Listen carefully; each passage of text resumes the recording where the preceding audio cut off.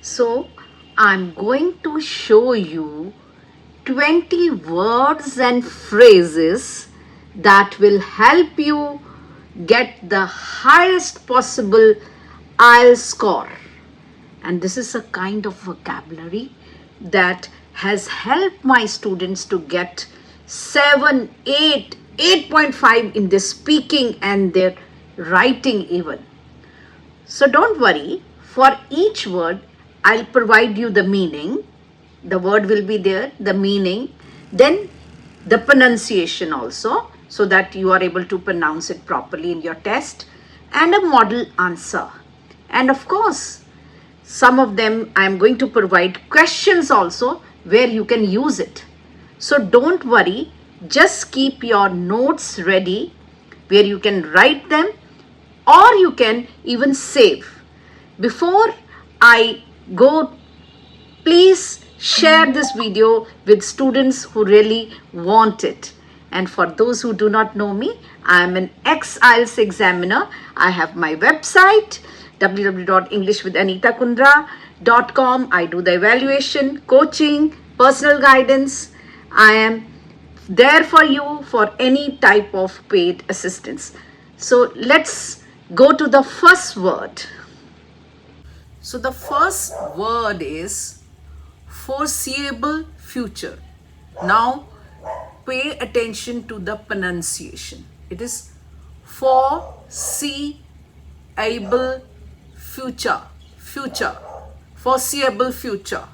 So example, I don't have any intention to move to my birthplace in the foreseeable future. So do you think you will continue to live in your present state for a long time? I don't have plans to move in the foreseeable future. Foreseeable. Question regarding the first word. Do you think you will continue to live in this place or town for a long time? So this is the part one question. So you can say, I don't have any plans to move in the foreseeable future. Perhaps at some point, I would like to move to dash dash dash, whatever is your place. But for now, I am happy living here in whichever place you are, right? Now the next one is invaluable. It is invaluable. Now the meaning first. Extremely useful and important. See, you can use it in your task 2, that is your writing and the speaking. So invaluable, okay? So your help and guidance, of course, thank you, have been invaluable. So anything that has lot of usefulness to it. Now, do you think doing work experience can be useful for high school students? So such question is in part 1 or in part 3 or even in your writing. You can say, for the speaking, you can say, for sure, a lot of high school students get invaluable experience and knowledge from internships. So the internship is what? A paid stipend that you get when you are not qualified. So that is the internship. That is also a high band word. The third one is decade. Decade. It means a period of 10 years. So decade, AID, decade, that is the pronunciation. So I moved to dash dash dash, your hometown or wherever you are living in part 1, a decade ago, decade, okay? Have you been living in this home or town for a long time? Actually, I moved to around a decade ago. I lived in different areas, but now I'm settled in dash dash dash since the beginning of this year, or for 2 years, whatever you want to say.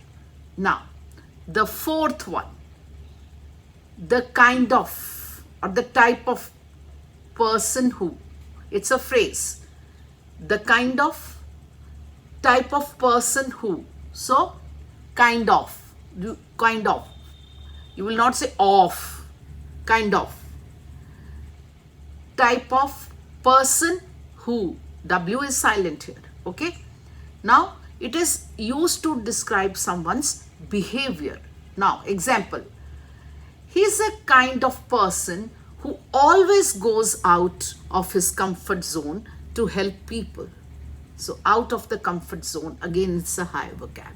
So, he's a kind of person who always. So, it's a complex sentence also. Are you a kind of person who likes to wake up early? Not really. I just wake up when I feel rested. And you can then extend, I never been the type of person who needs to wake up at the dawn or at the crack of the dawn or at dawn to feel productive. Some extempo also goes on, and there could be slips again because I don't edit. Next, and it also appears natural. Materialistic. It is materialistic.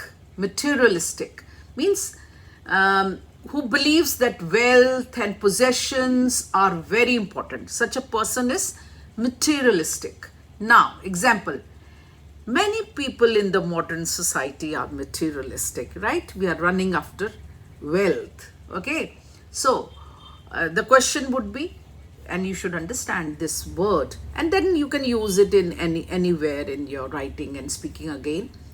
What are some of the problems of being wealthy? So here you can say, for one, it requires a lot of money. So one is that it requires a lot of money. If people are materialistic and for whom the happiness depends on what? Buying things, then they constantly have to have lot of money to buy more and more. So it's a vicious circle. Okay. Again, materialistic done. Now the sixth one is status symbol. So these days, when people want to show off wealth, they buy expensive things, just showing off their wealth. So it is status symbol. Sim and bul. Symbol. Okay. Of course, a luxury car is a status symbol. So the question is, why do people spend lot of money on anything, cars or houses or whatever? Then you can use this phrase. I think having a big house acts as a status symbol. It's a way of showing success. Okay, so you can use this whenever they ask you. And then people's person, a person who loves to socialize you, who is friendly. So you can use it in your cue card, in your part 1 or even in your part 3. People's person. Okay, now she is a total people's person, always making friends. So are you friendly? Do you like to make friends? That's an important question. I'd say I'm a mix. I'm not exactly a people's person, but of course I love meeting people. But on the other hand, I don't like to go to large social gatherings. So like that. Now, the 8th one is the work-life balance. You should know the meaning. It is very important for your IELTS writing and speaking. Now, this is the balance between work and your personal time. Like how much time you're spending on your work, how much you're spending to your family, like that. So, it's work-life balance. Okay.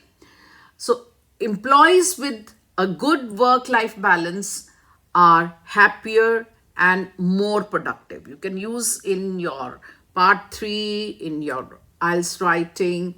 Okay. How can people, improve the efficiency? So you said you can here use that people need to be very careful about their work life balance.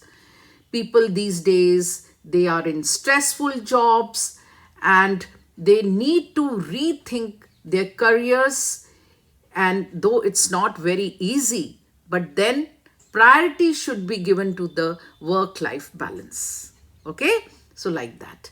Now the ninth one is fatigue. So that means when you are extremely tired, instead of using tired, very tired, you can say fatigue. Fatigue. Okay, many students suffer from fatigue before their exams.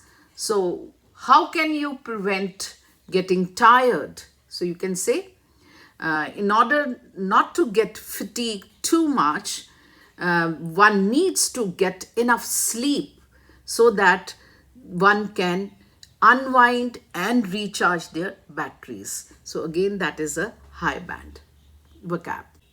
Diligent. Diligent. Diligent. Gent. Diligent. Okay. So that means someone who is very hardworking and very careful, who is always studying or always paying attention to his job and all that. They're not careless people. So diligent students always perform better than those who are non-serious or often cram things like that. So were you a serious student? You can say, not really. I was not that diligent, but of course I managed average scores, and therefore I would not call myself diligent or hardworking. I'm just using this word in order to tell you how you can use it in your natural way. So don't force these, but they are very important. Now, the next word is repo. See, the T is silent there. Repo. Repo means a good understanding and relationship between people. Now, how to use in IELTS? You can say teachers can build a good rapport or a strong rapport with their students, often create a positive learning environment. Okay, or the employers who have a strong rapport with their employers often lead their teams successfully. Like that, you can build up like that. Okay, now what can teachers, suppose there could be a question, what can teachers do to have good relationship? So you can say they can have a good rapport with the students by learning or remembering their names and showing mutual respect by arriving on time and making lessons engaging and interactive, right? So that is rapport, the 11th one. Now the 12th one. Now this is very a good one. Inquisitive. Inquisitive means when you are curious to learn more. Now this you can use in the cue card to describe somebody's character, even in the speaking part 3 or 1, or again the writing. So a truly inquisitive student asks thoughtful questions to deepen their understanding of the subject. This you can use in part 3 or in your writing, anywhere. Do you know any person who is eager to learn? Yes, my cousin is quite inquisitive and he's always asking why questions about everything, and sometimes it really frustrates his parents or his friends or his teachers, anything you can elaborate on. Now, the 13th is studious. Studious, these are very simple and my students have used and they've got really good results. So studious. Now, studious means someone who enjoys studying. Okay, so they are really very studious. Like my sister, you can say, you can give it in the cue card also round if you want to talk about somebody. My sister was extremely studious in school, often staying up late to prepare for her exams. So I am also very, you can, if in part one, you can also say I am a very studious student and I used to top the class. Of course, you can lie. That's all. Okay, then it becomes very long. Okay, do you think girls study more than the boys? Like there could be a gender comparison. So I wouldn't like to generalize, and so I wouldn't like to generalize. That's a linking. But from my experience, both genders can be equally studious if they are really motivated, and if they aren't, then any of them can, flunk, or they can fail. Okay, like that. Now, now you must know generation gap. So it means the difference of opinion, of behaviors between the older and the younger generation. So there's a gap. Okay, so these days a lot of gap is there because the old, they are sticking to the tradition, but the young, they want to change. So that is because of the generation gap. Got it? That is also used. Gap is often seen where? In how people they view technology. The young, they want to embrace it, they want to learn, they are inquisitive about it, they want to learn more about it, but the older generation, they struggle to adapt to the technology. Yeah, so that is a real problem. The 15th one is meticulous. Meticulous means very careful, very precise. People, those who do their work very meticulously, very carefully. Okay, now, so you can use that an IELTS example you can give. Architects need to be meticulous in their planning or their designs so that the buildings are functional and safe, or so that the buildings can both be safe and functional as well as attractive. Anything you can add, that is being meticulous, being very particular. Okay, the 16th one is perseverance. Perseverance. So perseverance is a continuous effort. You are not giving up despite the obstacles, despite the difficulties. So now achieving a high band IELTS score requires perseverance and consistent practice. Okay, so like that, this is the use. Then procrastinate. Procrastinate, that means to avoid doing something important. You are putting off. Oh, I'll do it tomorrow, I'll do afterwards, like that. So many students procrastinate their IELTS preparation until the last moment, which affects their performance. Yeah, this is very true for most of you. So don't procrastinate. Just try to be careful, meticulous, and always eager to learn. So like that. Now, the 18th one is unprecedented. Unprecedented.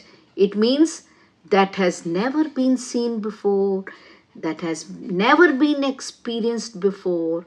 Like what you can say, the rapid rise in artificial intelligence is an unprecedented change in human history.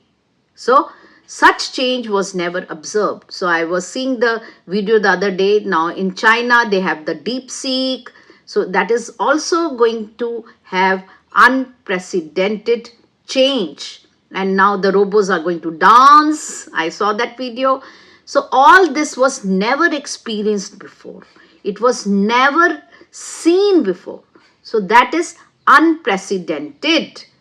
Then, yeah, then is ambiguous. Big, that is ambiguous. Now, that means it is unclear, it has many interpretations. So, I would suggest if there is an ambiguous question in your part 3, you can ask the examiner in part 3 to explain you and she can paraphrase. But an example I will give you, which you can kindly relate to it, some IELTS task 2 questions can be really ambiguous, making it important to read them carefully. Now, that is a tip also. Then the last one is intriguing. That is, there's a tree, intriguing means instead of saying it was very interesting or very mysterious, you can say the impact of the climate change on different countries is an intriguing topic to explore in an IELTS essay. So it is something very mysterious, very interesting, very captivating, very amazing. Again, intriguing. Okay. Now, if you want, now how to master these words? That's a big question. You should use them in your writing and your speaking and practice forming sentences with these words. Don't just leave them there. Then you can apply these words to your part 1, your part 3. In writing, you can apply to environment, education, technology. And these are the important topics of writing also. Then please focus on the pronunciation. You can record yourself and see how you are pronouncing it. And then you will become confident. So don't force the use of these words, because then it will feel as if you're unnatural, you're memorized. So just try to use them in context. That is why I've given you the examples. And if you have liked this video, please subscribe to the channel and of course share it with someone who really needs it. For any paid guidance, you can contact me on my WhatsApp. My community link is there and it is free of cost. You can join it. God bless you.